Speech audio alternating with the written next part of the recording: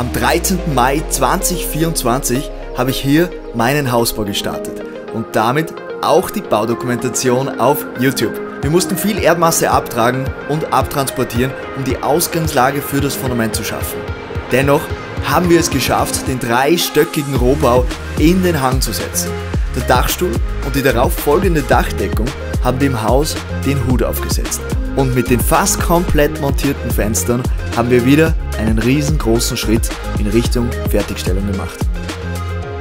Willkommen zurück zum 33. Baustellen-Update hier auf YouTube. Ich hoffe, euch geht's gut, genauso wie mir, denn wir haben einen wunderschönen Tag hier im Salzkammergut und es ist super viel passiert in der vergangenen Woche. Hauptaugenmerk möchte ich heute mit euch gemeinsam auf ein Thema legen, nämlich das Dämmen des kompletten Dachstuhls bzw. der Zwischensparrendämmung. Ist alles diese Woche passiert und es wurde innerhalb von nur einem einzigen Tag, müsst ihr euch das vorstellen, das alles quasi gedämmt. Ist ein Lastwagen gekommen, ich blende euch gerne ein paar Clips ein, habe ein bisschen mitgefilmt, dass man sich das ein bisschen vorstellen kann. Es ist nämlich alles mit Zellulose gedämmt worden. Alle Spanfelder dazwischen, alles ausgeblasen mit diesem Material, sage ich jetzt mal. Kommen wir gleich dazu, denn ich habe das auch gefilmt, wie sowas denn ausschaut, was man sich darunter, ich sage mal, vorstellen kann. Aber ich würde sagen, wir gehen direkt rein ins Haus und dann zeige ich euch mal den Fortschritt. Das erste, was auffällt, wenn man hier beim Haupteingang reinkommt, dass alles deutlich ruhiger ist. Also Blick nach oben, das letzte Mal, wir haben das hier eingeblendet, wie da der Stand der Dinge war. Da war noch keine Konterlattung drauf, aber es ist noch nichts ausgeblasen worden. Jetzt unter der Woche ist da ein Gerüst aufgestellt worden von den Zimmerern.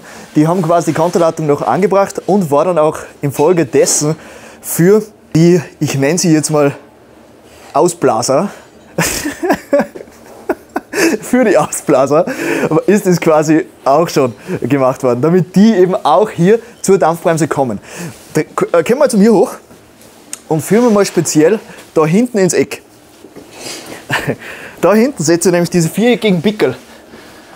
Oh, die 3, 4 eigentlich pro Spanfeld, wenn du da umschaust, pro Spanfeld ist so ein Pickel drauf. Da ist jeweils quasi aufgeschnitten worden und da ist mit dem Schlauch angesetzt und dann ausgeblasen worden. Und das alles ist echt spannend zum Zuschauen gewesen. Ich blende euch wieder ein paar Handyclips ein, wie das quasi so durchgezogen ist. Könnt ihr euch vorstellen, wie das dann am Ende des Tages auch staubt. Es hat hier oben gestaubt, darunter ist gleichzeitig gestemmt worden im ersten UG, im zweiten UG. Das heißt, es war wirklich crazy, wie es da war. Da musste man schon mit dem Mundschutz quasi herumlaufen in der Hinsicht. Jetzt gehen wir auch direkt zurück zu euch. Das ist das Schlafzimmer. Auch wieder viel passiert. Ihr seht die Dosen, die zumindest mal ausgeschnitten bzw. ausgestemmt worden sind. Da wird natürlich jetzt alles in der kommenden Woche fertig gemacht. Das ist so grundsätzlich das Ziel. Da hat sich nicht viel getan.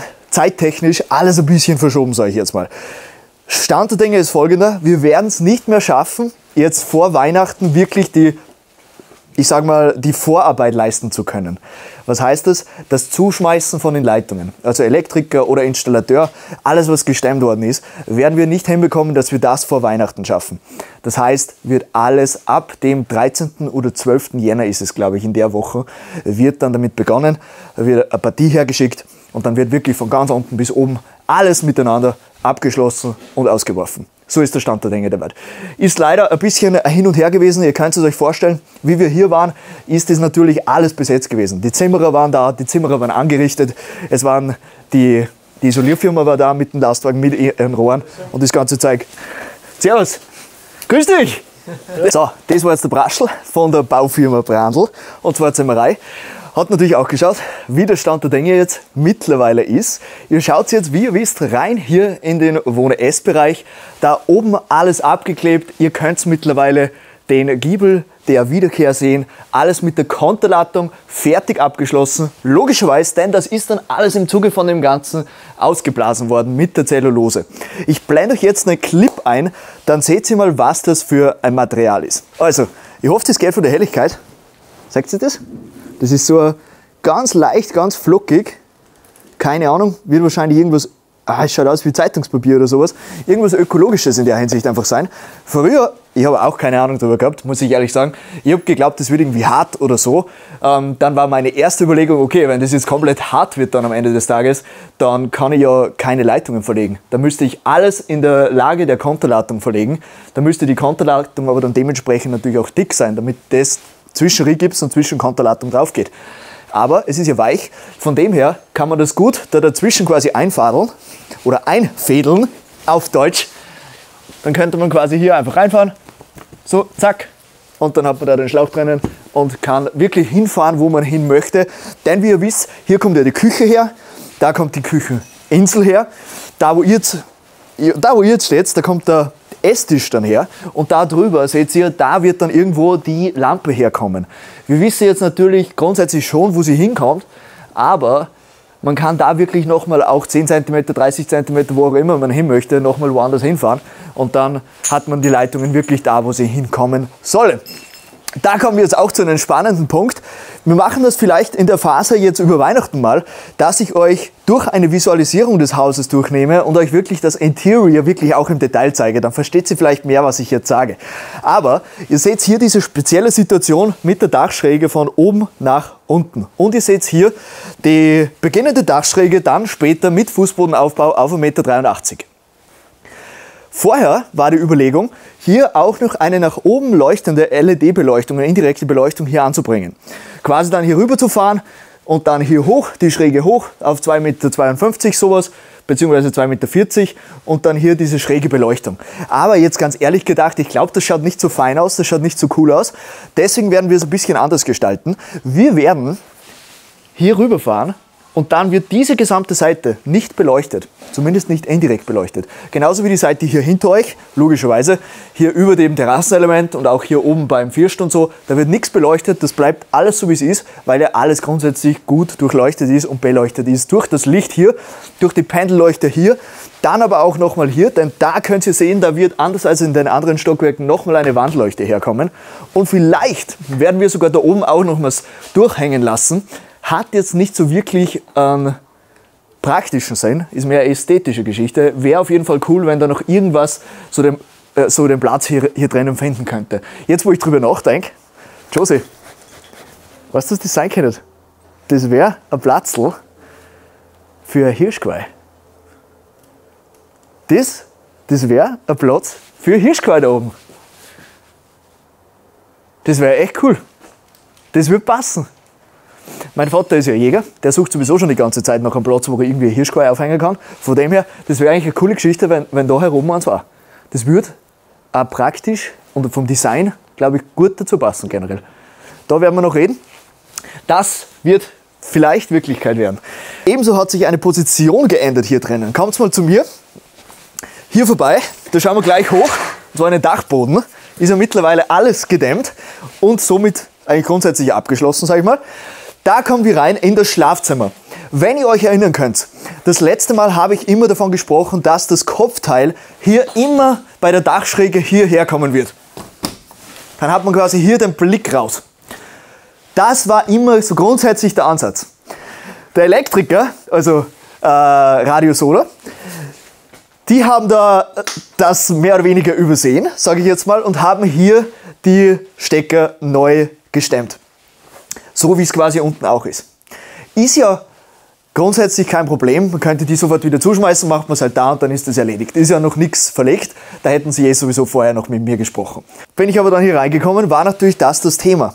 Und ich habe mich überzeugen lassen, ich werde das Bett hier herstellen. Das Kopfteil kommt hierher, genau wie unten, und man wird den Blick hier raus haben. Grund ist die Aussicht und vor allem die Aussicht ohne irgendwelche Nachbarn. Man sieht nur den Berg. Ich mache das jetzt mal auf für euch. Schaut euch das an. Josie, geh ein bisschen nach hinten, da wo man quasi im Bett liegen würde, auf der Höhe. Was sagt ihr dazu? Das wäre dann das Bild hier raus und ist natürlich deutlich ästhetischer, als wenn man hier auf die Wand schaut oder zum Beispiel in Richtung Nachbarn schaut. Ich meine, bei uns hier oben, man hat fast keine Nachbarn, also von dem her ist es kein Problem. Aber ihr wisst, was ich meine. Dadurch hat sich aber auch wieder was geändert, nämlich Folgendes. Machen wir wieder zu. Machen wir so zu. So. Jetzt mit dem Schließen vom Flügel bin ich jetzt ein bisschen verwirrt gewesen, weil meine Terrassenelemente haben ja den Griff links, also sind links öffnend und meine Fenster sind wiederum rechts öffnend. Dadurch ist das jetzt ein bisschen verwirrend gewesen. Aber dadurch, dass wir jetzt das Bett hier anders positioniert haben, hat sich die Altholzsituation geändert. Hier drinnen kommt kein Altholz hin. Es kommt auf diese Wand kein Altholz, wo eigentlich diese Wand geplant wäre mit der indirekten Beleuchtung nach oben. Aber weil das jetzt nicht symmetrisch ist, wird die weiß. Das wird auch weiß. Das wird auch weiß. Das wird auch weiß. Das wird auch weiß und auch hier wird es weiß. Wiederum, das wird optisch natürlich wieder Altholz, weil hier kommt der Schrank her. Und auch diese Wand hier, also rund ums Eck, sage ich mal, das wird auch nochmal Altholz. Ansonsten wird das hier eher weiß gehalten, ein bisschen moderner gehalten, wenn man so sagen möchte. Also moderner im Verhältnis, im anderen ist Altholz, hier ist kein Altholz an der Wand. Das ist eigentlich der Unterschied. Und hinter dieser Wand ist das Badezimmer, wo jetzt mittlerweile in allen Stockwerken auch meine Duschnische drinnen ist. Spannende Situation, ein Badezimmer wie dieses hier, viele Herausforderungen, die damit einhergehen. Zum einen ist die Duschnische, sage ich mal, eigentlich das kleinste Problem, das man hat. Ich komme gleich auf den Rest. Hier wird die Duschnische ihren Platz finden. Was sagt ihr dazu? Richtig fein, richtig edel. Hier ist genau die Dusche, da kommt die Regendusche runter, da hat man dann den Platz für Shampoos und alles, was man ebenso braucht. Wird dann alles vom Fliesenleger hier rein gefliest, ist bereits alles abgedichtet, also eine super Geschichte. Preis-Leistung finde ich ist echt in Ordnung bei den Dingen, also bei den Teilen. 3 Stück sind hier im Haus verbaut dann, sind jeweils im Badezimmer schon drinnen. Aber ich habe lange nicht daran gedacht, wir haben hier ein kleines Problem, das man lösen muss. Bitte, wenn wir ein paar, ich sage mal, Interior-begeisterte Leute unter uns haben, die vielleicht so ein Problem schon mal gelöst haben, schreibt es gerne in die Kommentare, was eure Vorschläge wären. Ich sage jetzt mal meine. Wir haben hier eine Dachschräge und das sind die Armaturen. Also 2 Unterputzarmaturen, hier kommt der Waschtisch her. Da ist die Dachschräge auf 1,83 Meter dann, also nachdem der Fußboden aufgebaut ist. Logischerweise geht sich da kein vollwertiger Spiegel aus. Das heißt nur bis 1,83 Meter. Was ist jetzt aber, wenn jemand kommt, der 1,90 ist oder 1,85 ist? Das wäre auch schon zu viel. Das heißt, das würde einfach komisch ausschauen. Meine Lösung wäre jetzt folgendes. Und zwar einen maßgefertigten Spiegelschrank zu machen oder machen zu lassen, der 10 cm, beziehungsweise kommen wir mal zu mir, dass man das vielleicht von der Seite besser sieht, dass ihr mich versteht, der von der Wand mehr oder weniger, ihr seht ja hier den Unterschied. Also diese Wand steigt hier an. Wenn man da 10 cm zum Beispiel rausgeht, dann würde in der Zeit auch die Decke steigen, um ungefähr dieses Niveau. Wenn man aber zum Beispiel erst 20 cm rausgeht mit dem Spiegelschrank, dann hätte man natürlich darüber noch mehr Platz.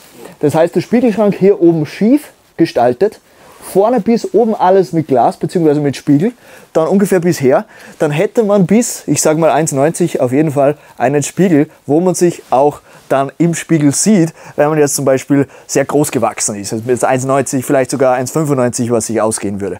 Das wäre meine Lösung hier zu dem Thema. Schreibt gerne rein, falls ihr eine andere Lösung habt. Aber soweit ist das jetzt mal mein Konzept, wie ich hier auf das gekommen bin. Unten haben wir das Problem nicht, denn wir haben ja da eine volle Raumhöhe. Und jetzt drehen wir uns mal um, denn dann bekommt ihr jetzt mal ein Update und zwar zu dem Bereich. Ich blende euch eine Drohnenaufnahme von außen ein. Ihr wisst es, das sind 2 Fenster hier im Bad, unten im ersten Untergeschoss, die sind noch nicht drinnen. Macht euch auf kommende Woche gespannt, denn da kommen sie. Die beiden Holzfenster, innen Tanne, Echtholzfenster für die Sauna mit hitzebeständigem Glas, die dann eingebaut werden, inklusive den beiden Firstverglasungen, den beiden Dreiecksfixverglasungen, die ihr draußen schon gesehen habt, die werden auch eingebaut. Inklusive allen Fensterbänken, von allen Fenstern. Das wird alles kommende Woche gemacht. Aber Leute, wir schauen jetzt hier mal hoch und dann seht ihr den Stand der Dinge, wie es da oben ist und vor allem, wie es akustisch jetzt komplett anders ist. So, das ist jetzt wie in einem Tonstudio da herum. Und einer der größten Unterschiede, hört's mal hin, wenn ich da drauf steige. Ein ganz dumpfer, natürlich gedämmter Ton, weil die gesamte Decke vom Flur hier unter uns ebenso ausgeblasen worden ist mit der Zellulose. Was bedeutet das? Dass das hier oben ein komplett warmer Dachboden ist am Ende des Tages. Was super ist, weil natürlich diese Temperaturunterschiede unterm Dach immer ein Nachteil sind, meines Erachtens. Vor allem auch bei der Luke zum Beispiel, da kann es zu Kondenswasser und sonstiges kommen, wenn es der Dachboden zum Beispiel kalt ist und darunter alles gedämmt ist. Deswegen ist hier das gedämmt und auch das hier gedämmt. Eine super Sache, wie ich finde. Hier wird nochmal zugemacht. Da war gerade, wie gesagt, der Bauleiter da. Das werden wir eben auch schließen. Wird nach unten hin auch nochmal ungefähr mit 10 cm gedämmt werden, damit das natürlich auch seine Richtigkeit hat. Aber dann ist das hier oben wirklich mal komplett geschlossen. Und wie ihr sehen könnt, ganz spezielle Situationen hier oben. Überall wieder diese kleinen Pickel, mit denen das alles wieder abgeschlossen worden ist dann, damit das alles wieder dicht ist. Ihr seht es, das ist wie so ein Kissen eigentlich. Ganz ein weiches Material, ganz fluffig. Okay, der Josie hat gerade gesagt, es ist Zeitungspapier zu einem großen Anteil. Das heißt, ich habe die Krone-Zeitung da in meinem Dach drinnen. Ja, fein, super Sache. Gut, wir schauen weiter. Ein Riesenthema, das sich natürlich auch ergeben hat jetzt in Bezug auf die Leitungslegung, das Durchdenken auch jetzt hier vom obersten Stockwerk, sage ich mal, sind auch Auslässe vor allem nach draußen. Wie ihr wisst, hier ist der Haupteingang, links und rechts davon wird nochmal eine Bepflanzung hinkommen. Da kommt ein Strauch hin oder so ein kleiner Baum, je nachdem, wie gesagt, kommt ein kleiner Sockel hin, der geht ungefähr 2 Meter von, ich sage mal, von den Balken hier nach rechts und nach links, wird aber nicht zu weit hier rauskommen. Und da möchte ich natürlich auch nochmal zusätzlich eine Steckdose haben, damit ich die beleuchten kann. Kommt also hier nochmal eine raus, hier nochmal eine raus. Und wir haben jetzt doch mal vorgesehen, dass auch eine Außenbeleuchtung da hinkommt. Und zwar, ich glaube, hier sind es 2 Stück, die wir ausgemacht haben. Und da drüben wäre es dann 1 Stück nochmal zusätzlich. Das alles in Kombination mit Leitungen auch für etwaige SAT-Anschlüsse, dass man zum Beispiel da drüben eine SAT-Schüssel hinhängen könnte, wenn man es noch möchte. Denn grundsätzlich habe ich das jetzt mit Access Points im Haus gelöst. Das heißt, da ist jeweils in der Waschküche beziehungsweise im Waschraum, in der Speise, neben der Küche eben, da ist jeweils ein Access Point vom WLAN, dass jede Wohnung wirklich gutes WLAN hat. Und das Fernsehen soll auch über das WLAN gehen, weil man heutzutage ja sowieso alles wirklich mit Internet schauen kann. Deswegen habe ich darauf verzichtet bis jetzt. Aber wir richten es schon mal ein, dass man SAT empfangen könnte. Die Leitungen sind da und hier würde quasi die Schüssel dann hinkommen. Da ungefähr unter dem ersten Fenster, nehme ich mal an. Aber wie gesagt, wird jetzt grundsätzlich zu Beginn nicht passieren und wird nicht seinen Platz finden. Aber vor allem Leitungslegung und alles werde ich euch im Detail gerne nächste Woche zeigen, denn da soll alles fertig werden. Sowohl der Installateur als auch der Elektriker. Es wird nicht zugeworfen, aber es ist wirklich dann mal alles installiert, beziehungsweise die Leitungen drinnen, das dann installiert werden kann, damit im neuen Jahr der Innenputz draufkommen kann. Richtig feine Sache, auf das freue ich mich schon wirklich sehr und auf nächste Woche, auf meine neuen Fenster.